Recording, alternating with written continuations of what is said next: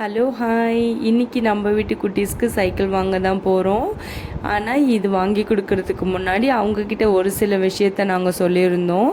அது என்னென்னா, ஜாராவோட அண்ணா கிட்ட உனக்கு சைக்கிள் வேணும்னா நீ ஆனுவல் எக்ஸாமில் நல்ல மார்க் ஸ்கோர் பண்ணு, உனக்கு சைக்கிள் வாங்கி தரோன்னு சொல்லியிருந்தோம். அதே மாதிரி எங்கள் வீட்டு குட்டி ஜாராக்கு நீ உனக்கு தர காசை நீ உண்டியில் சேர்த்து வச்சு சைக்கிள் வாங்கிக்கோ அப்படின்னு சொல்லியிருந்தோம். ஆனால் குட்டி பாப்பா தான் கொஞ்சம் சீட்டிங் பண்ணிட்டா. ஏன்னா அவங்க அண்ணாக்கு சைக்கிள் வாங்கும்போது குட்டி குட்டி சைக்கிள்லாம் பார்த்ததும் அவளுக்கும் ஆசை வந்துருச்சு போல். பொறுமையாக வந்து அம்மா எனக்கும் சைக்கிள் வேணும்னு சொல்லிட்டு கேட்க ஆரம்பிச்சிட்டா. சரி குழந்த தானே என்ன பண்ணுறது சொல்லிவிட்டு அவளுக்குமே சரி வாங்கிக்கோ சொல்லிட்டோம். அதனால் ரொம்ப ஹாப்பி ஆகிட்டா. 2 பேருமே சேர்ந்து ஃபைனலாக வந்து அவங்களோட சைக்கிளை செலக்ட் பண்ணிட்டாங்க. சின்னதோ பெருசோ நம்மளால் முடிஞ்சால் வாங்கி கொடுத்துடலாம்.